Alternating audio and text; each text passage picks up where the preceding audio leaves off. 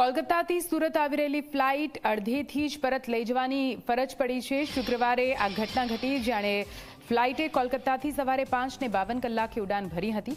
Air India એક્સપ્રેસની Kolkata સુરતની ફ્લાઇટમાં અચાનક ઓટો પાયલટ મોડમાં ટેકનિકલ ખામી આવી ગઈ હતી। આ ઉપરાંત ફ્લાઇટના એન્જિનમાં પાવરમાં પણ ખામી હોવાનું દર્શાવાતા પાયલટે ફ્લાઇટને રિટર્ન કોલકાતા લઈ જવાનો નિર્ણય લીધો।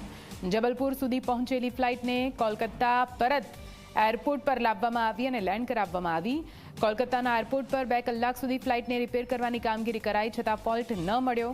બાદમાં એર ઇન્ડિયા એક્સપ્રેસે નવું એરક્રાફ્ટ મંગાવવું પડ્યું હતું। જો કે પ્લેનમાં શું ખામી હતી તે અંગે સત્તાવાર જાણકારી નથી આપવામાં આવી। વધુ માહિતી સાથે સંવાદદાતા ચેતન ફોનલાઈન પર જોડાઈ ગયા છે। ચેતન, સુરત આવતી કોલકાતાથી ફ્લાઇટ જે ફરીથી કોલકાતા પરત ગઈ હતી, ટેકનિકલ ખામીનું કારણ આપવામાં આવી રહ્યું છે। સુરતના કેટલાક મુસાફરો અટવાયા હશે।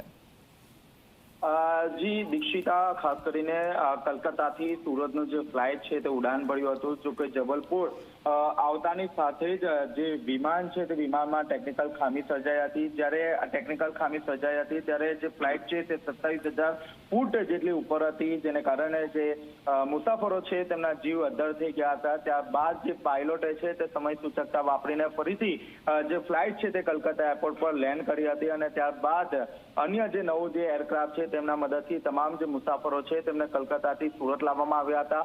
પરંતુ મહત્વની વાત છે કે આ ટેકનિકલ ખામી શું સર્જાઈ હતી તે અંગે એરપોર્ટ ઓથોરિટી દ્વારા કોઈ પણ પ્રકારનો ફોલ્ટ બહાર પાડ્યો નથી। બિલકુલથી આભાર પૂરી માહિતી માટે। તો હાલ તો કોલકાતા સુરતની આ ફ્લાઇટ કોલકાતા પરત ગઈ છે।